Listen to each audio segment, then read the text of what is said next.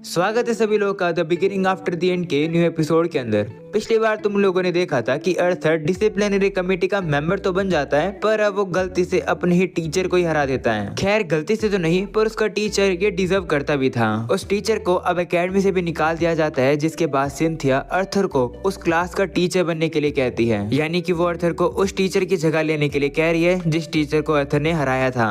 वहीं अर्थर भी अब टीचर बनने के लिए तैयार हो जाता है, क्योंकि फिर से उसे इस चीज का लालच मिल गया है कि अगर वो टीचर बनेगा तो उसे और भी नई फैसिलिटीज मिलेंगी। और अब क्योंकि अर्थर पहले ही दिन में एक टीचर बन गया है और उसके ऊपर इतना ज्यादा टेंशन आ रहा है, जो देखकर काफी सारे स्टूडेंट्स उससे जेलस हो जाते हैं। जब अर्थर अपनी एक अपर क्लास करने के लिए आता है, तब उसको काफी सारे स्टूडेंट्स चिढ़ाते हैं और कहते हैं कि ये बंदा डिजर्व नहीं करता इस जगह को। जो सुनकर उनके टीचर ग्लोरी सभी से कहती है कि अगर ऐसी बात है तो क्यों ना अर्थर को टेस्ट करते हैं। हम लोग अब देखते हैं कि अर्थर की एबिलिटी को टेस्ट करने के लिए वो लोग एक मॉक बैटल करने वाले हैं, जिसमें बेसिकली दो टीम लड़ने वाली है। एक में अर्थर और बाकी के दो डिसिप्लिनरी कमेटी मेंबर यानी कि कर्टिस और क्लेयर भी होंगे, और उनके अपोनेंट में क्लीव और टेसिया होने वाले हैं, और साथ में ही लूकस भी। वही तुम्हें तो पता ही है कि लूकस और अर्थर के बीच में 36 का आंकड़ा है। अब इन सभी लोगों के बीच में ये मैच शुरू होने वाला है, जो कि काफी ज्यादा इंटरेस्टिंग होने वाला है। आगे जानने से पहले मेरा तुमसे एक छोटा सा काम है। दरअसल YouTube ने ना एक नया अपडेट निकाला है, जहाँ पर तुम अगर कमेंट्स को इस तरीके से स्वाइप करोगे तो तुम्हें एक हाइप का ऑप्शन मिलेगा। तो मैं बस इस हाइप पर क्लिक करना है, जिससे कि जो मेरी वीडियो है वो लीडर बोर्ड पर आ जाए। अगर तुम लोगों ने ऐसा कर दिया तो या मुझे बहुत मजा आ जाएगा। और अगर तुम लोग ऐसा करते हो तो मैं इस चीज का प्रॉमिस करता हूँ कि अगला एपिसोड में पूरे 1 घंटे का लाऊंगा। तो याद से प्लीज ये कर देना। ये काम करना भाई बहुत ज्यादा सिंपल है, इतना कोई मुश्किल भी नहीं है।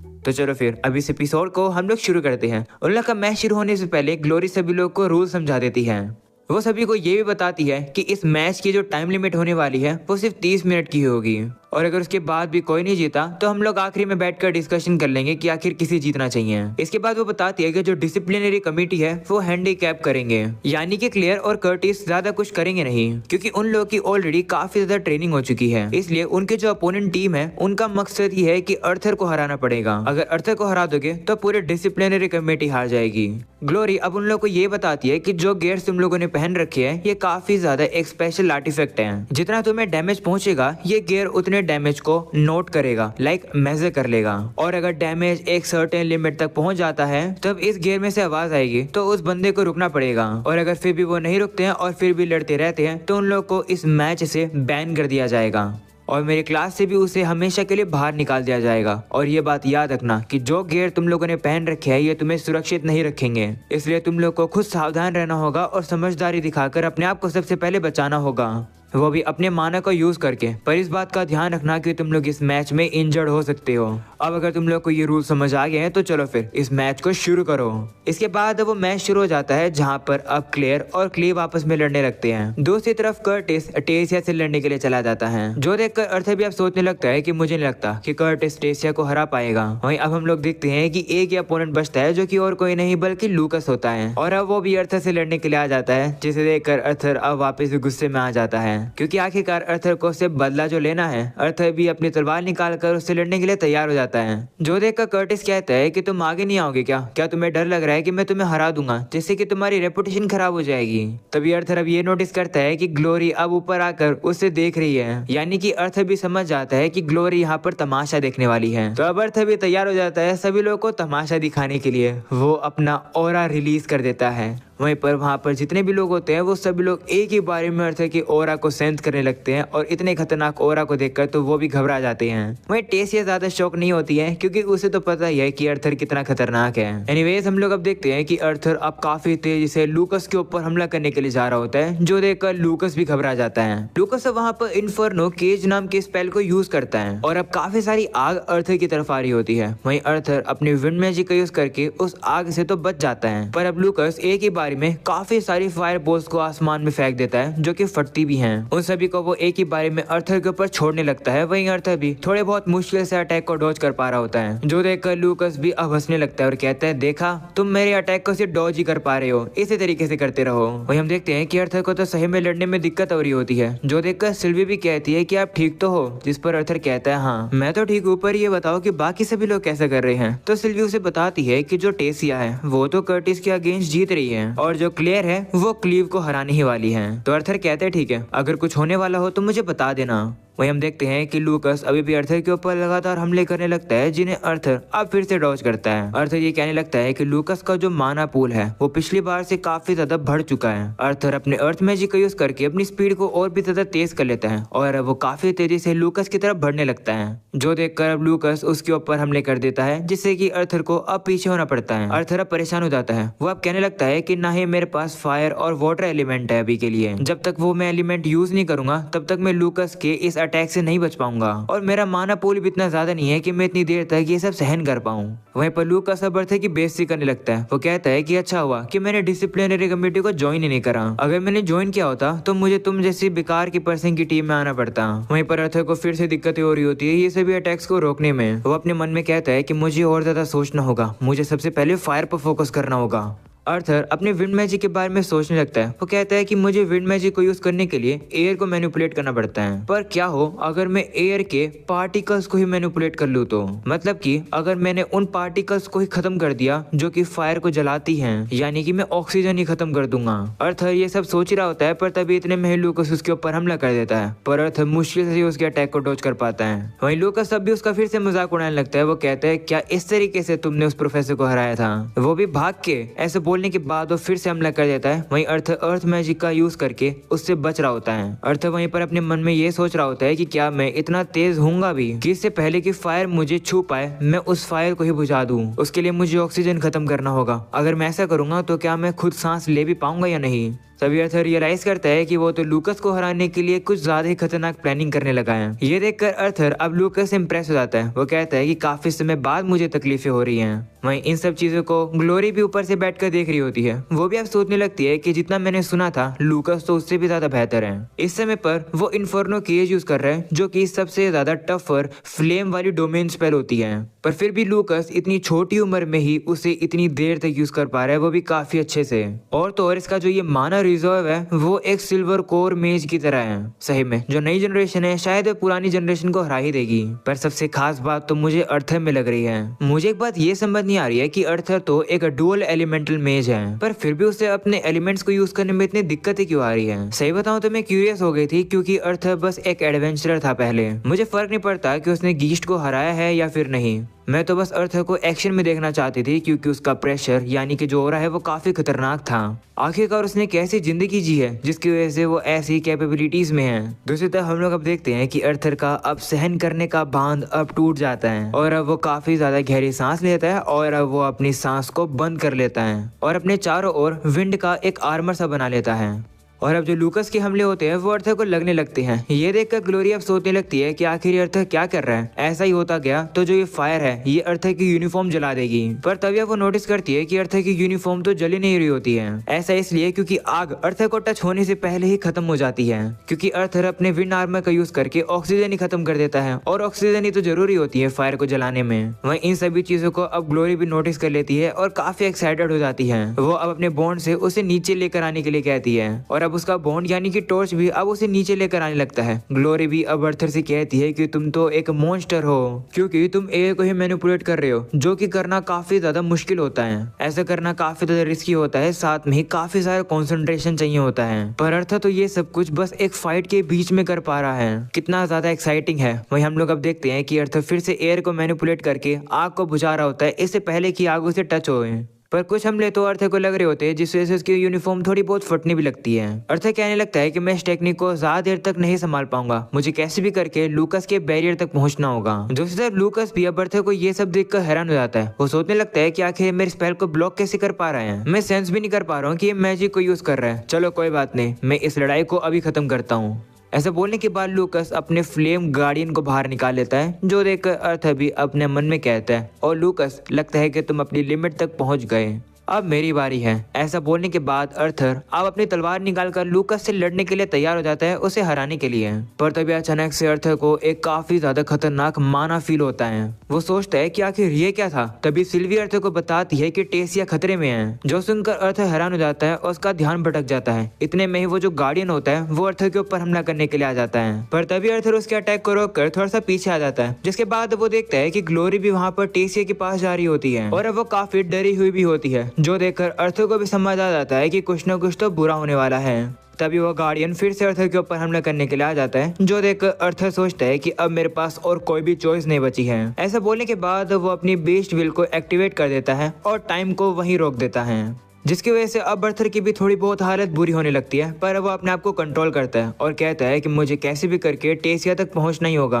अर्थर देखता है कि सामने की तरफ एक गड्ढा है जिसका यूज करके वो वहां पर जल्दी से पहुंच सकता है, जिसके बाद अर्थर भी अब वहां पर जाने लगता है। वो कहता है कि मुझे जल्दी से जल्दी एक्शन लेना होगा क्योंकि ऑलरेडी मेरा इस बैटल में काफी सारा माना खत्म हो गया है, मेरे पास इतना माना नहीं बचा है। तभी अर्थर अब देखता है कि जो कर्टिस है उसने अपने बीस्ट विल को रिलीज कर दिया है, जिसकी वजह से एक काफी ज्यादा पावरफुल हमला अब टेसिया को लगने वाला होता है। पर टेसिया उस अटैक को ब्लॉक कर ही नहीं रही होती है, वो तो अब नीचे बेहोश होकर गिरने वाली होती है, जो देखकर अर्थ भी सोचने लगता है कि टेसिया ने अपने अराउंड एक प्रोटेक्टिव बैरियर क्यों नहीं लगाया। अर्थ अब आगे जाने की कोशिश करता है पर अब उसे वापिस से काफी ज्यादा दर्द हो जाता है, पर अब वो अपने दर्द को इग्नोर करता है, जिसके बाद वो एकदम से कर्टिस के हमले के सामने आ जाता है, वो भी टेसिया को बचाने के लिए। अर्थ कहता है कि मेरे पास अब इतना माना नहीं बचा है कि मैं एक बैरियर लगा सकूं, इसलिए अर्थ अब टेसिया को गले लगाकर उसके सामने आ जाता है, जिसके बाद वो जो हमला होता है वो अब अर्थ को ही लग जाता है। अर्थ भी अपने मन में कहता है कि मुझे पता है कि इस हमले से मुझे काफी दर्द होगा। इसके बाद हम लोग अब देखते हैं कि अर्थ अपने बीस्ट विल को रिलीज कर देता है,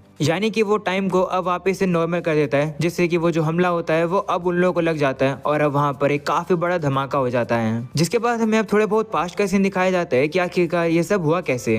हम देखते हैं कि टेसिया जब कर्टिस से लड़ रही थी तभी उसका ध्यान अब अर्थर की लड़ाई पर भी जाता है। वहाँ पर वो धमाके सुनकर सोचने लगती है कि आखिर अर्थर सही तो है। मुझे अर्थर की चिंता हो रही है क्योंकि वो अपने सबसे कमजोर एलिमेंट का यूज करके लड़ रहा है। तभी कर्टिस उसके ऊपर हमला कर देता है और कहता है कि इस तरीके से अपना ध्यान कहीं और मत भटकाओ, तुम मुझसे लड़ रही हो तो इसलिए मुझे से लड़ो। वहीं हम देखते हैं कि टेसिया भी अब उसके सभी अटैक्स को रोकने लगती है और अब वो उसे हराने वाली होती है, पर कर्टिस अपनी एक फायर की शील्ड का यूज करके उसके अटैक से बच जाता है। जिसके बाद अब टेसिया कर्टिस के ऊपर हमला करके अब उसे हराने ही वाली होती है, पर तभी अचानक से टेसिया को काफी ज्यादा दर्द हो जाता है, जिसके वजह से वो कर्टिस के ऊपर एक पावरफुल सा हमला नहीं कर पाती है। वो जो हमला होता है वो काफी स्लो हो जाता है, जिसकी वजह से कर्टिस को ज्यादा चोट नहीं लगती है और वो पीछे चला जाता है, वो भी हमले की वजह से। पर तभी अब वहाँ पर ग्रोडर आ जाता है जो कि कर्टिस को रोक लेता है। टेसिया भी अब सोचने लगती है कि आखिरकार मुझे ये दर्द क्यों हो रहा है। वहीं हम लोग अब देखते हैं कि कर्टिस तो बीच में रुकता ही नहीं है, वो अब अपने बीस्ट विल यानी कि अब ग्रोडर के साथ अब कनेक्ट हो जाता है, जो देखकर अब टेसिया भी समझ जाती है कि जो कर्टिस है वो एक काफी ज्यादा बड़ी स्पेल यूज करने वाला है, इसलिए वो भी अब अपनी वाइंस वाली पावर का यूज करके उन लोगों को पीछे करने की कोशिश करती है। पर ग्रोडर अब सभी अटैक्स को डॉज करके कर्टिस को अब टेसिया के करीब लेकर आ जाता है।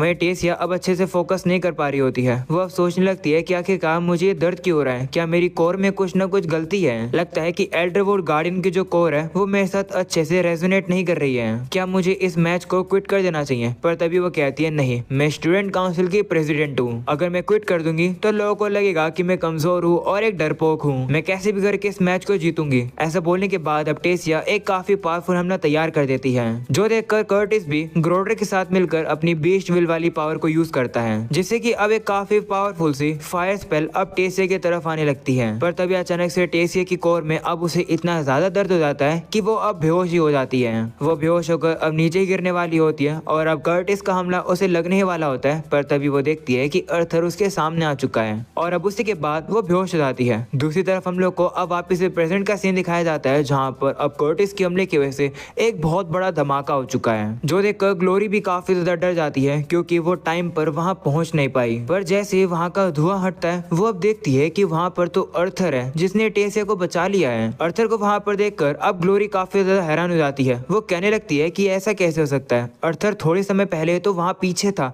ये अचानक से यहाँ कैसे आ गया। वहीं पर कर्टिस भी घबरा जाता है, वो ग्लोरी से कहता है कि माफ करना, मेरा मकसद नहीं था टेसिया को बेहोश करने का। तो ग्लोरी भी कहती है कि मुझे पता है। ऐसा बोलने के बाद वो अपने असिस्टेंट को बुला लेती है टेसिया और अर्थर को ठीक करवाने के लिए, यानी कि उनका ट्रीटमेंट करवाने के लिए। ग्लोरी अब फिर से काफी ज्यादा कंफ्यूज होती है, उसे समझ ही नहीं आ रहा होता है कि आखिरकार अर्थर यहाँ पर पहुंच कैसे गया। अगले सीन में अर्थर को अब होश आता है, जहाँ पर हम लोग अब देखते हैं कि कर्टिस की हमले की वजह से अर्थर की काफी ज्यादा बुरी हालत हो चुकी है। उसे इस समय पर अभी बेड पर लेटाया गया है और उसे काफी सारी पट्टियां बंधी हुई है। जैसे उसे होश आता है उसके सामने सिल्वी होती है जो कि उसे काफी गुस्से में देख रही होती है और कहती है कि आप एक बेवकूफ हो, आप हर बार मरने की हालत में हो जाते हो, मुझसे भी मदद मांग लिया करो। जो सुनकर अर्थर भी अब उसे माफी मांगता है और कहता है कि मैं आगे से ध्यान रखूंगा। ये सुनकर सिल्वी भी थोड़ा सा रिलैक्स हो जाती है। तभी हम लोग अब देखते हैं कि वहाँ पर सिंथिया आ जाती है। वह अब अर्थर से कहती है कि मैंने सोचा नहीं था कि तुम इतनी जल्दी से उठोगे, वैसे तुम अब कैसा फील कर रहे हो? तो अर्थर कहता है कि मुझे बस थोड़ा बहुत अजीब लग रहा है कि आखिरकार मेरी एकेडमी के जो डायरेक्टर है वो खुद में से इतनी बार क्यों मिलने आती है।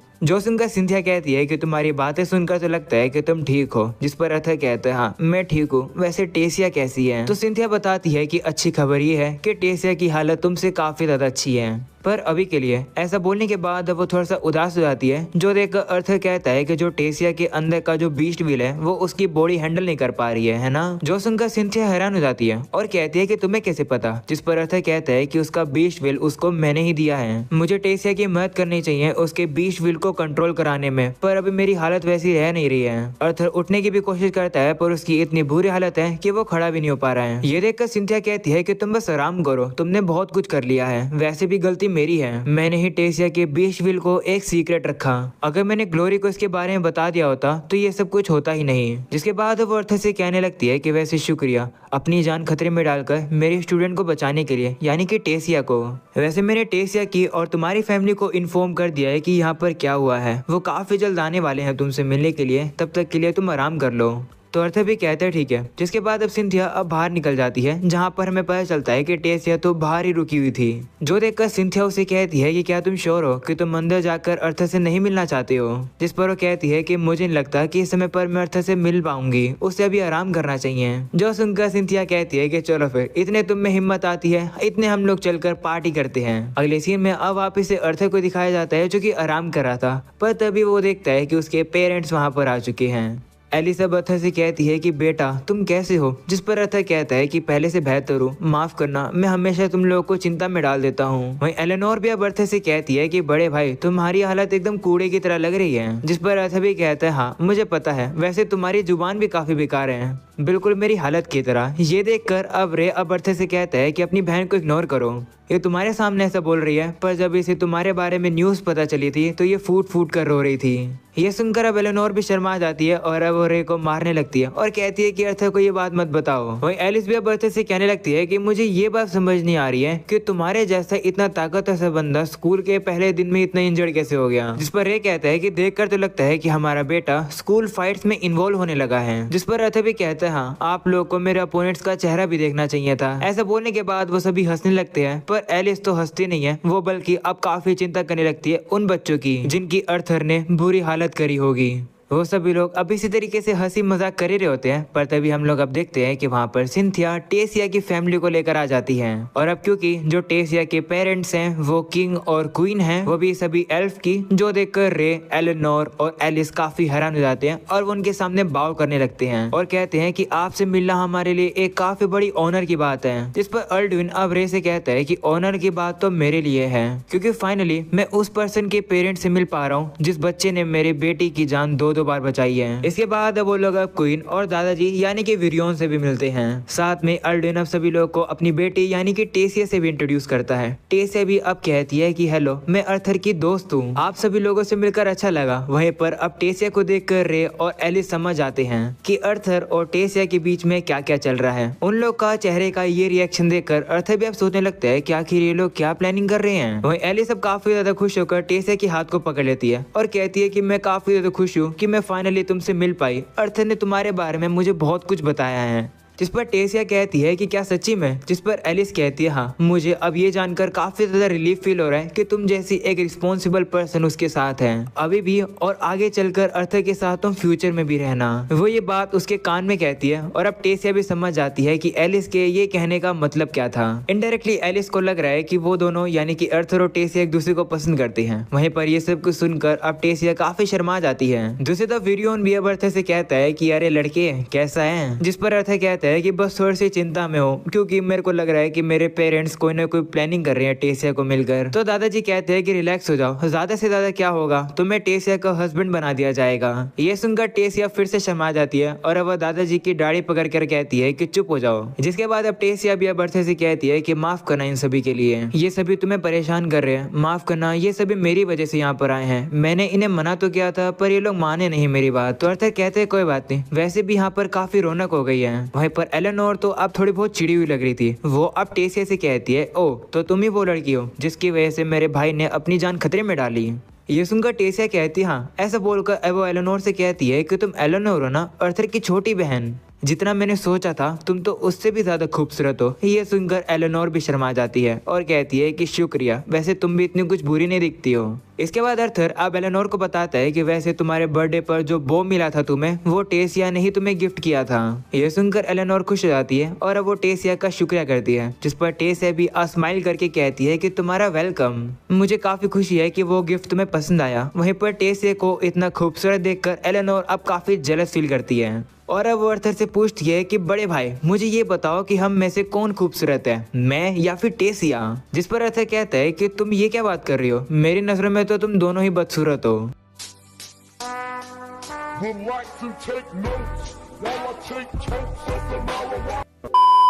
भाई साहब अर्थर क्या ही रोस्ट करता है भाई।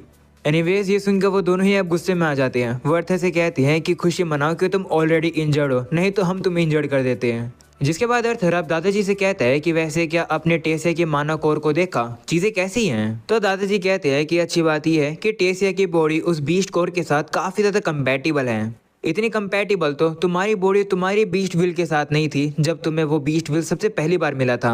वैसे ये बताओ क्या आखिरकार तुम्हें वो एल्डरवुड गार्डियन का बीस्ट कोर मिला कैसे? जिस पर अर्थर कहता है कि ऑफ कोर्स उसे हराकर। जो सुनकर दादाजी काफी हैरान हो जाते हैं, पर तभी सिंथिया अब कहती है कि यहाँ पर तो ऑलरेडी काफी लोग हो चुके हैं, वैसे मैं बता दूं कि यहाँ पर और भी काफी सारे लोग हैं। ऐसा बोलकर अब वो गेट खोल देती है, जिसके बाद हम लोग अब देखते हैं कि वहाँ पर इलाइजा, लिलिया के पेरेंट्स, केथलीन और ग्लोरी भी होते हैं जो कि अर्थर से मिलना चाहते थे। जिसके बाद अब एक एक करके सभी लोग अब अर्थर से मिलते हैं, उसका अब अच्छे से ख्याल रखते हैं। ग्लोरी भी वहाँ पर आकर उसे पूछने लगती है अर्थर से कि अर्थर तुमने वो जो कुछ भी किया आखिर वो किया कैसे? जिस पर अर्थर उसे कुछ बताता नहीं है। वहीं अब अर्थर की डिसिप्लिनरी कमेटी भी उससे मिलने के लिए आती है।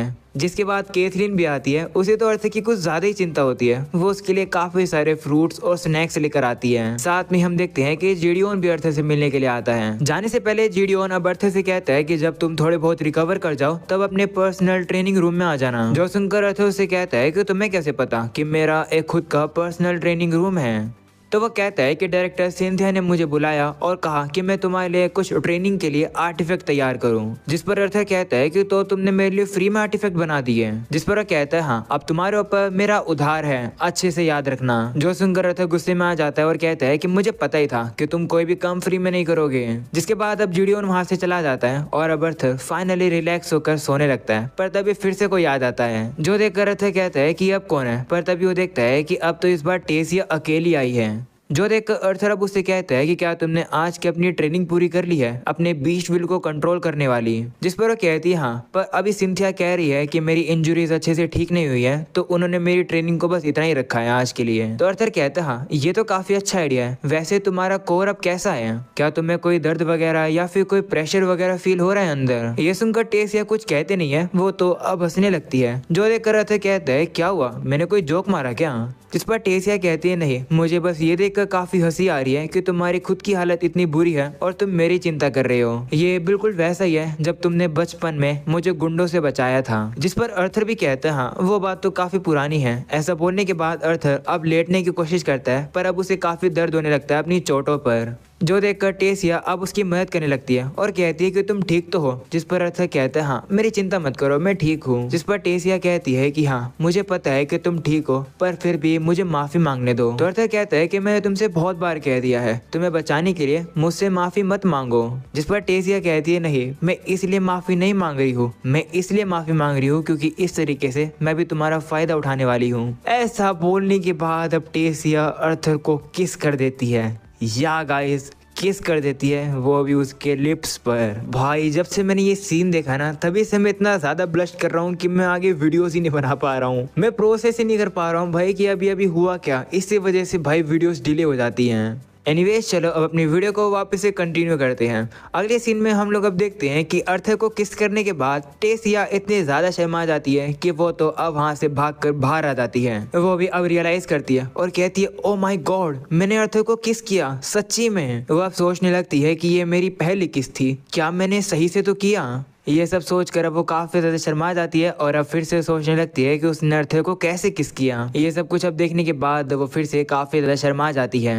वो अब सोचने लगती है कि जिस तरीके से मैंने अर्थर को किस किया कहीं अर्थर ये ना समझे कि मैं अजीब हूँ और ठरकी हूँ। क्या मैं वापस जाकर अर्थर को बता दूं कि मैं बस एक उसके साथ प्रैंक कर रही थी, मेरे अंदर ऐसी कोई फीलिंग्स नहीं है। क्या मैं ऐसा नाटक करूँ उसके सामने जाकर। पर तभी टेसिया अब अपने आप को कंट्रोल करती है और कहती है नहीं, मैं ऐसा नहीं कर सकती हूँ क्योंकि मैंने सही चीज करी है। वो सोचती है कि क्योंकि अगर ऐसा ही चलता रहा तो अर्थर और मेरे बीच में कोई भी प्रोग्रेस नहीं होगी, क्योंकि अर्थर कभी भी कोई एक्शन नहीं लेगा, इसलिए मुझे ही एक्शन लेना पड़ा क्योंकि वो मुझे एक बच्चे की तरह ट्रीट करता है। तो मैंने उसे किस करके अपनी फीलिंग समझा दी है। अब उसके ऊपर ही डिपेंड करता है कि उसे क्या करना है।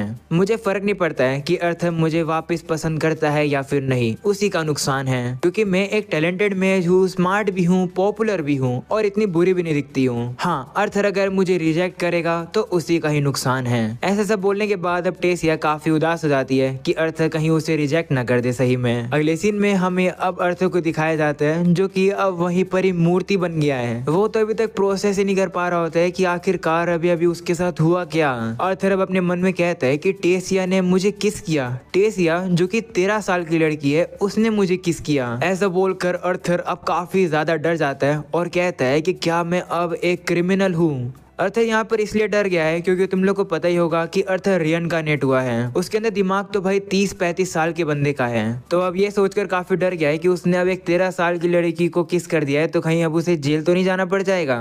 ये सब सोचकर अब अर्थर सोचने लगता है कि नहीं, मुझे जेल में क्यों भेजा जाएगा, अभी मैं एक 12 साल की लड़की की बॉडी में जो हूँ। इस दुनिया के अंदर इस उम्र में लोग शादी करने के लिए तैयार हो जाते हैं और वैसे भी मैंने थोड़ी उसे किस किया था, टेसिया ने सामने से मुझे किस किया है। ऐसा बोलने के बाद अर्थर अब फिर से याद करने लगता है कि किस तरीके से टेसिया ने उसे किस किया। जो याद करके अर्थर भी थोड़ा बहुत एक्साइटेड होने लगता है, इसलिए वो अपने आप को ही थप्पड़ मार लेता है और अब अपनी बॉडी को शांत होने के लिए कहता है और कहता है कि ये टीनेज के जो हार्मोन्स होते हैं ये कितने बुरे होते हैं, मुझे अपने आप को कंट्रोल करना होगा। ऐसा बोलने के बाद अर्थर फिर से लेट जाता है और सोचता है कि अब मैं क्या करूं। इसके बाद अब अगले सीन में हम लोग अब देखते हैं कि अर्थर जिस क्लास को पढ़ाने वाला है वो क्लास अब से एक दिन बाद शुरू होने वाली है। सभी लोग अब अर्थर के बारे में ही बात कर रहे होते हैं कि आखिर ऐसा कैसे हो सकता है कि जो हमारा नया जो प्रोफेसर है वो एक फर्स्ट ईयर का स्टूडेंट है। दूसरी तरफ हम लोग अर्थर को देखते हैं जो कि सिंथिया और जिडियोन को लेकर अपने पर्सनल ट्रेनिंग रूम के अंदर जा रहा था। सिंथिया भी अब अर्थर से कहने लगती है कि कल तुम्हारी टीचिंग का पहला दिन है, तुमने जितनी तैयारी वगैरह है कर तो ली है ना। तो अर्थर कहता है नहीं, अभी तो नहीं करी है पर मैं काफी जल्द कर लूंगा। वैसे टेसिया की ट्रेनिंग कैसे चल रही है, वो बीस्ट व्हील को अब कंट्रोल कर पा रही है कि नहीं। जिस पर सिंथिया कहती है कि अगर तुम्हें टेसिया की इतनी ही चिंता हो रही है तो जाओ जाकर उसी से ही पूछ लो ना। जिस पर अर्थर सोचता है नहीं, क्योंकि हम लोग को पता चलता है कि क्योंकि उन दोनों के बीच में जो किस हुई है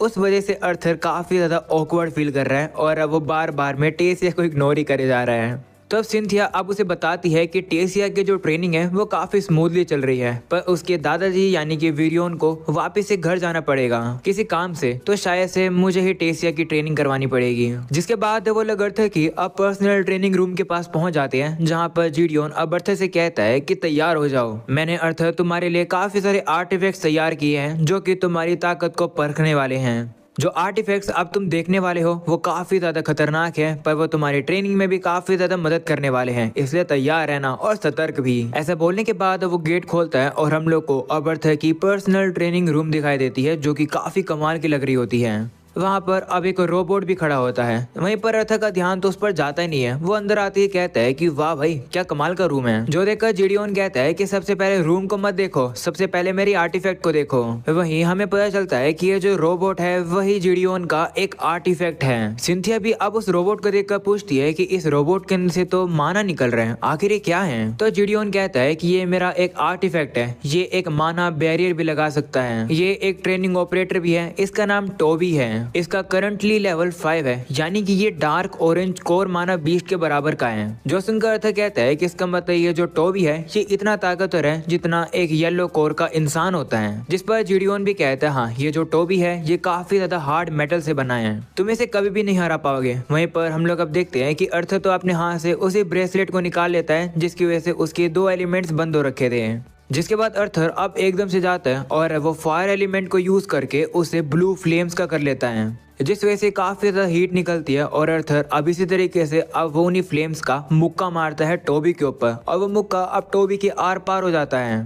यानी कि अब इसी तरीके से अर्थर ने एक ही मुक्के में टोबी को हरा दिया है, जो देखकर जिडियोन काफी ज्यादा हैरान हो जाता है। वहीं अर्थर अब उससे कहने लगता है कि देखकर लगता है कि तुम्हें अपने इस टोबी का लेवल थोड़ा और बढ़ाना पड़ेगा। अगले सीन में हम लोग को अब एक जगह को दिखाया जाता है जहाँ पर काफी सारे मॉन्स्टर्स नीचे मरे हुए थे। उन मॉन्स्टर्स को हराने वाले कुछ एडवेंचरर्स होते हैं। वो एडवेंचरर्स अब अपने लीडर यानी कि बेरोन से कहने लगते हैं कि क्या आज से पहले किसी ने इन मॉन्स्टर्स को देखा है, जिस पर सभी लोग मना कर देते हैं और कहते हैं कि ये तो कोई नए तरीके के ही मॉन्स्टर्स हैं जिन्हें आज से पहले कभी नहीं देखा गया है। वहीं हमें पता चलता है कि बेरोन ने ही इन सभी मॉन्स्टर्स को हरा रखा है। इससे पता चलता है कि बेरोन कितना ज्यादा ताकतवर है। वो अब सभी लोगों से पूछने लगता है कि क्या तुम लोग श्योर हो कि आज से पहले कभी भी किसी ड्वार्फ ने, एल्फ ने या फिर इंसान ने इस डंजन में कभी भी पाँव नहीं रखा है। इस बात से हमें ये पता चलता है कि ये जगह एक डंजन है और यहाँ पर ऐसे मॉन्स्टर्स हैं जिन्हें आज से पहले कभी नहीं देखा गया है। वहीं पर अब उसका साथी कहने लगता है कि हाँ मैं श्योर हूँ कि यहाँ पर कोई भी आज से पहले नहीं आया, क्योंकि इसकी एंट्रेंस को काफी समय से बंद करके रखा गया था। ये सुनकर बेरोन अब एक कपड़े के टुकड़े को देखता है जो कि उसे इसी डंजन के अंदर पड़ा हुआ मिला था, जिसे देखकर अब वो गुस्से में आ जाता है और कहता है कि चीजें तो कुछ ज्यादा ही सीरियस हो रही हैं। वैसे किसी को याद ना हो तो मैं बता दूं कि ये जो बेरोन है ये लूकस का बड़ा भाई है और अर्थर को पहले इसे ही मारना पड़ेगा अगर उसे लूकस को कुछ भी करना है तो। पर जैसे कि तुम लोगों को पता ही है कि ये जो बेरोन है ये बहुत ही ज्यादा ताकतवर है, पर ये कितना ताकतवर है ये हम लोग को अगले एपिसोड में देखने को मिलेगा, जो कि 1 घंटे का होने वाला है। उस एपिसोड के अंदर हम लोग ये भी देखने वाले हैं कि अर्थर अब अपनी पहली क्लास लेने वाला है प्रोफेसर के तौर पर, तो तब वहाँ पर क्या क्या होने वाला है, जो कि भाइयों बहुत ज्यादा इंटरेस्टिंग होने वाला है। अगर तुम लोग को वो वाला 1 घंटे का एपिसोड काफी जल्दी से देखना है तो इस वीडियो को जल्दी से जल्दी हाइप कर दो। मैं फिर से तुम्हें दिखा देता हूँ कि आखिर वो किया कैसे जाता है। तुम लोग को बस इस तरीके से कमेंट्स को साइड करना है और हाइप पे क्लिक कर देना है और उसके बाद फिर तुम्हें दिखेगा हाइप दिस वीडियो। तो इस तरीके से तुम लोग इस वीडियो को हाइप कर सकते हो। मेरे ख्याल से एक बंदा इस वीडियो को 3 बार हाइप कर पाएगा, शायद ऐसा कुछ होता होगा। पर अगर तुम लोग को हाइप करने का ऑप्शन मिले तो जरूर से याद से हाइप कर देना। एंड बहुत सारे लोग जो कि चैनल पर नए हैं, जो कि चैनल को सब्सक्राइब भी नहीं करते हैं, तुम लोग देख सकते हो भाई इतने सारे लोग जो चैनल को देखते हैं वो सब्सक्राइब ही नहीं करते हैं। तो यार सब्सक्राइब कर दो। साथ में कमेंट सेक्शन में अपना फेवरेट पार्ट बताना कि तुम लोग को इस वीडियो में सबसे फेवरेट पार्ट क्या लगा। पर्सनली मुझे तो अर्थर और टेसिया की किस बहुत ज्यादा पसंद आई भाई। एनीवेज तुम लोग को क्या पसंद आया मुझे कमेंट सेक्शन में जरूर बताना। साथ में इस वीडियो को भी लाइक कर देना। मिलते हैं नेक्स्ट वीडियो के अंदर, तब तक के लिए बाय बाय।